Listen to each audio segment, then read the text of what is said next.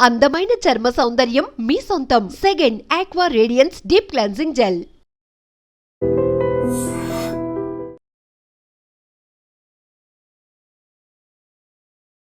రాష్ట్రంలో ఒక వారం 10 రోజుల నుంచి కూడా ఈ గాలి వాన కావచ్చు, రాళ్ల వాన కురుస్తోంది, గాలి దుమారం పెద్ద ఎత్తున వస్తోంది. మనకు తెలిసినటువంటి విషయం. అయితే చాలా మంది ఇళ్ల దగ్గర అనుకోండి, రోడ్ల మీద అనుకోండి, చాలా చోట్ల కూడా ఈ చెట్లు కొమ్మలు అట్లాగే చెట్లు కూడా విరిగి పడిపోతున్న పరిస్థితి. చాలా సేపటి వరకు కూడా మనకు కరెంటు కూడా ఉండేటటువంటి సిచ్యువేషన్ ఉంటుంది. యాక్చువల్లీ సమ్మర్లోనే జనరల్లీ అయితే మొత్తంగా కూడా ఈ చెట్ల కొమ్మలు నరకడం లాంటివన్నీ కూడా ఈ కరెంట్ డిపార్ట్మెంట్ కూడా చేస్తూ ఉంటుంది. ఎందుకంటే ఇట్లనే ఈ గాలి దుమారం వచ్చినప్పుడల్లా ఈ చెట్టు కొమ్మలు అన్నీ కూడా ఈ కరెంటు పోల్స్ అనుకోండి, కరెంటు వైర్స్ మీద పడి షార్ట్ సర్క్యూట్స్ ఇట్లాంటివి, అట్లాగే ఈ కరెంట్కి సంబంధించిన ట్రాన్స్ఫార్మర్స్ అన్నీ కూడా ఎగిరిపోతూ ఉంటాయి. అట్లాగే కరెంటు కూడా డిమ్ అవుతుంది. అట్లాగే పవర్ ఫ్లక్చువేషన్స్ చాలా ఎక్కువగా ఉంటూ ఉంటాయి. కాబట్టి అందులో భాగంగానే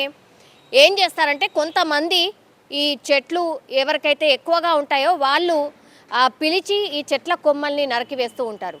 మనకు తెలుసు నిన్న మొన్న కూడా మనకు ఎట్లాంటి వర్షం పడిందో, అట్లాగే గాలి దుమారం ఎట్లా వచ్చిందో మనందరికీ తెలిసిందే. సో ఓల్డ్ బోయిన్పల్లి మల్లికార్జున నగర్లో కూడా అట్లనే పరిస్థితి ఉండింది. అంటే ఒక 2 ఫ్లోర్స్ వరకు ఉన్నటువంటి ఒక చెట్టు ఏదైతే ఉందో దాన్ని కొట్టాలని అనుకున్నారు. ఎందుకంటే పూర్తిగా ఈ కరెంటు పోల్స్, కరెంటు వైర్స్ కూడా ఆ చెట్టు పక్క నుంచే పాస్ అవుతున్నటువంటి పరిస్థితి.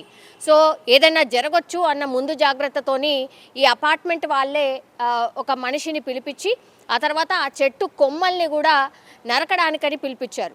తీరా ఏమైందో తెలియదు కానీ మనిషి ఆల్మోస్ట్గా చెట్టు ఎక్కిండు. ఆ తర్వాత కొనా వరకు వెళ్ళిపోయిండు. అంటే 2 ఫ్లోర్స్ ఎత్తు వరకు కూడా వెళ్ళిపోయిండు. వెళ్ళిపోయిన తర్వాత మరి ఏం జరిగిందో ఏంటో తెలియదు. అంటే గతంలో కూడా ఈ చెట్టు కొట్టే అతనికి కూడా ఫిట్స్ రావడం అనేది ఆయనకు ఉందట. సో ఈయనతో పాటు ఇంకో 2 కార్మికులు కూడా ఈ చెట్లు కొట్టడానికని వచ్చిండ్రు. అందులో భాగంగానే ఈయన చెట్టు పై వరకు వెళ్ళిన తర్వాత పూర్తిగా ఫిట్స్ వచ్చి ఆ చెట్టు కొమ్మల మధ్యలోనే ఇరుక్కుపోవడం జరిగింది. హుటాహుట్నా వీళ్ళందరూ కూడా పక్క మానని అక్కడ దగ్గరున్న వాళ్ళని అందరినీ పిలిపించడం, ఆ తర్వాత చెట్టు మధ్యలో కొమ్మల మధ్యలో చిక్కుకుపోయిన అతన్ని బయటకి కిందికి తీసుకొచ్చే ప్రయత్నం చేయడం కూడా పూర్తిగా విఫలమైపోయిన పరిస్థితి.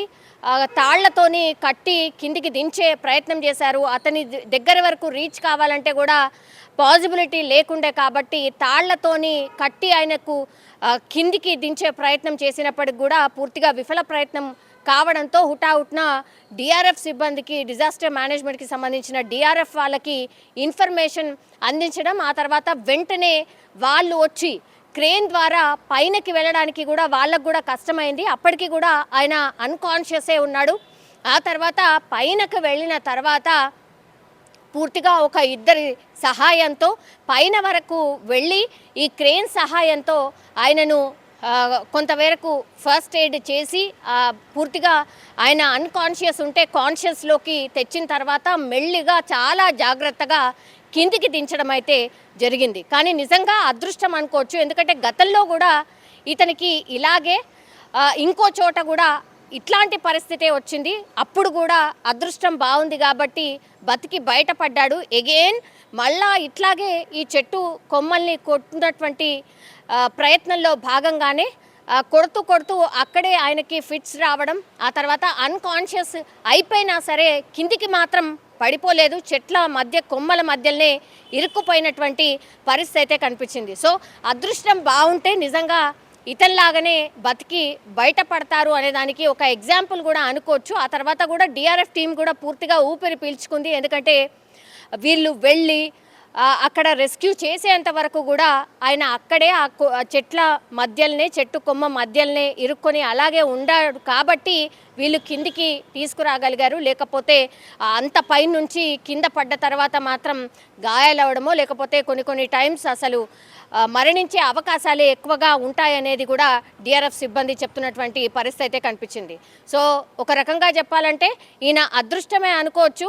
చెట్టు కొమ్మ కొడుతూ ఫిట్స్ రావడం, ఆ తర్వాత డిఆర్ఎఫ్ టీం సకాలంలో స్పందించి అతన్ని కిందికి తీసుకురావడం, దీంతో ఆ ఫ్యామిలీ అంతా కూడా కొంత ఉపశమనం అనుకోండి, లేదంటే సంతోషం వ్యక్తం చేసింది అనుకోవచ్చు. నిజంగా ప్రస్తుతం ఉన్నటువంటి సమాజం దేనికి ప్రయారిటీ ఇస్తుంది? ఆర్థిక సంబంధాల చుట్టూ మాత్రమే తిరుగుతోంది. మళ్ళీ ఎన్నికలంగానే చాలా విరక్తి కలుగుతాం. మంచి అనిపిస్తుంది కదా, లేడీస్ కూడా ఛాలెంజింగ్ జాబ్స్ చేసినప్పుడు చాలా బాగుంటది. ట్రాఫిక్ అసిస్టెంట్స్ గా నియమించిన ట్రాన్స్జెండర్స్ అందరితో సాల్యూట్ చేయించుకుంటున్నారు. ఫుడ్ డెలివరీ ఇవ్వటానికి వెళ్ళినటువంటి డెలివరీ బాయ్ అనిల్ పై కళ్ళ ముందు పెళ్ళండి